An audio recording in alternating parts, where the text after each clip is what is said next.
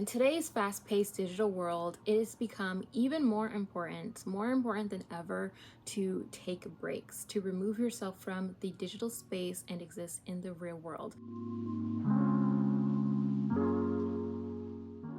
Hey guys, welcome back to my channel. Today we're going to be talking about digital detoxes, what they are, and how you can do one. We live in a world of constant digital stimulation, and that can take a toll on our mental health, our productivity, our relationships, and our overall lifestyle. A digital detox is all about regaining our control over our tech usage and reconnecting with the physical world. There are so many benefits to doing a digital detox, and just a few of them include improving our focus and concentration, improved sleep quality. It allows us to be more present in our physical lives, allowing us to be more connected with the people and the things around us, especially those that we love and cherish the most.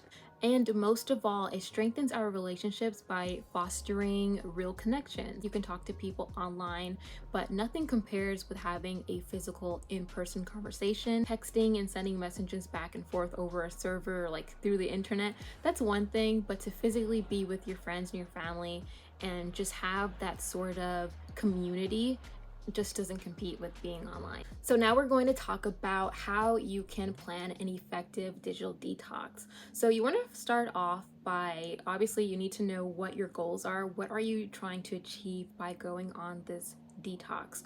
Are you looking to improve your sleep? Are you looking to focus more on your work? Are you looking to spend more time with your friends and family? You need to be very clear about your why. What is the purpose of this digital detox? Are you just doing it for the sake of spending less time online? Or is there something else that you want to do? Or is it a combination of these things? So then you want to create a detox schedule. So this means deciding how long you're going to be disconnected from your online spaces. Are you going to unplug for a day? Are you stepping back from social media for a week? Are you completely deleting social media as a whole and just not dealing with that anymore? There's different levels that you can take, whether it's just a short-term thing or a long-term thing.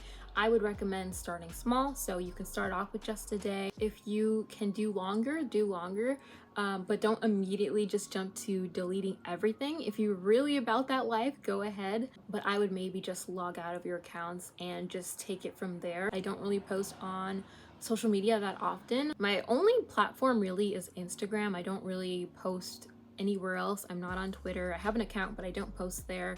I don't really have Snapchat. I deleted my account last year, and then I made another one just to talk to like close friends, but I don't really like post on stories. I don't do any of that stuff anymore. I don't do streaks. I used to do streaks in high school. I don't do that. So I really pulled back a lot over the years, but it was a gradual thing. I didn't just wake up one day and delete everything and decide I'm never going on social media again. I mean, obviously I'm on this YouTube channel. I guess that counts for something. But back to the point, I don't really post on Instagram that often. I do occasionally post stories, like just a picture of like what I'm watching, or if I'm like drinking something, I might take a picture of it just for whatever. I mostly only share those with my close friends list anyway, but in terms of like consuming content and like scrolling and watching reels and shorts and all the stuff, I don't really do that as much as I used to. I've definitely pulled back quite a lot.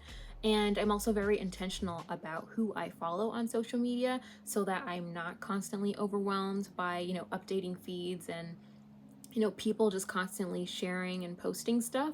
So I think that's also a part of it. A detox doesn't necessarily have to be you just getting off of the app. It can also be you really curating and cultivating the type of feed that you want to have on those apps. So if you have certain interests, maybe you are really into music, you can follow, just your favorite artist instead of following like every musician that you find on the Explore page. So you can definitely detach yourself from, social media as a whole. You can, turn off your phone and just not use your phone, or you can just start very small by being intentional about the content that you consume while you're on these apps. I definitely want to add that when you go on your detox, make sure people know that you're going on a detox.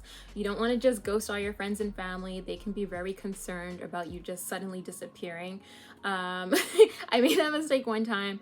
I like temporarily deactivated my Instagram account last year, and my sister thought I blocked her because she was like, I can't access your page. Like, what happened? And I'm like, no, no, no, I didn't block you. Like, why would I block you, first of all? But no, I just deactivated my account.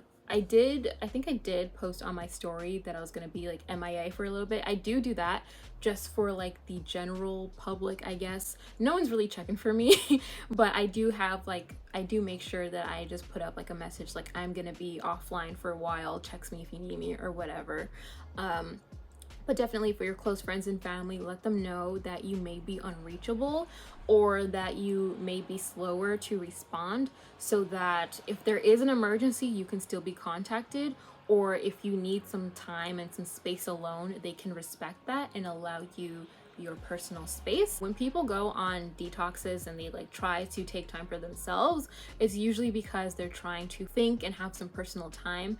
And if people are constantly like texting you and calling you and you're trying to have this time for yourself, that can be really frustrating. Having those people be aware and even a part of that process can really be beneficial to you, because you're not just doing it alone. There's people who can help you and keep you on track. You know, maybe you can go on like a mini retreat. Like, this is gonna sound so bougie. I have not gone anywhere. I haven't been on vacation in years. I've been places with my family, but in terms of just me going somewhere for the sake of just having some time, I've never done that. So everything I'm about to say is like, if you can do it, do it. But I personally have not been blessed enough to do that.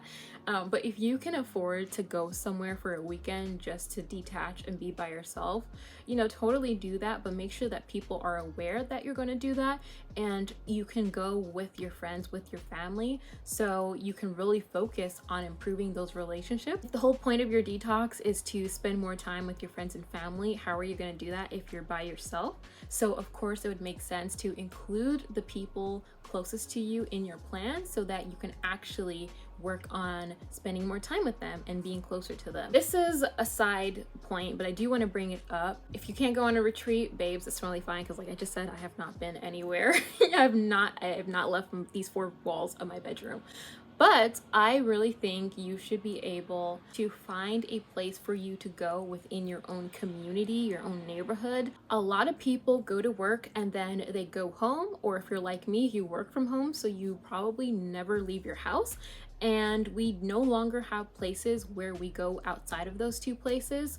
So, you know, back in the days, people go to the pub, they would go to like, I was gonna say bingo night, I don't know where that came from, but there would be places where people would go that's not work and that's not home, where they can come together as a community to engage in activities. By me, there is a community garden. I have not been there because it's in like another neighborhood. I'm like, can I go here? Like, I don't live here, so can I technically come here? But I do, like, one of my favorite places to go is the park. So I do spend a lot of time in nature. That is what I consider to be my third place, which is essentially like a third place outside of home and work. If you have somewhere in your community that you can go every day, every week to unwind and deconnect, then I really suggest doing that. You definitely don't have to go on like a vacation or retreat. Like I said, if you can do that, do that. But I personally am not someone who can just afford to like pick up and leave because I'm a little stressed out.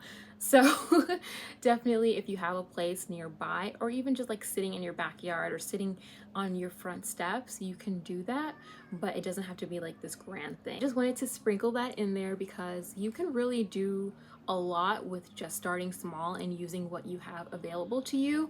Like I said, you don't just have to completely decide to delete everything and turn off your phone forever. It can be as little as just taking a couple minutes every day to just sit in your backyard, or just to walk down the street to the corner store and have that be your personal time just for you, and like really exist in that moment. It doesn't have to be this whole like big complicated thing. This is all about honing in and reconnecting with yourself, the people closest to you, the things that you enjoy. So definitely use your detox as an opportunity to get back into your hobbies or find new things that you may be interested in. Center your time around what is most meaningful to you.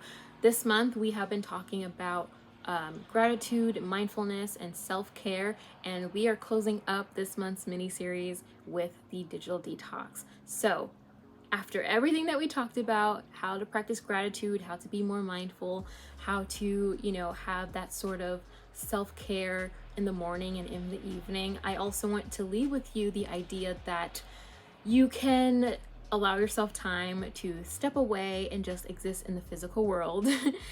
Take all of these things that we talked about into practice when you do your digital detox. So in a couple other videos, we talked about having a gratitude journal.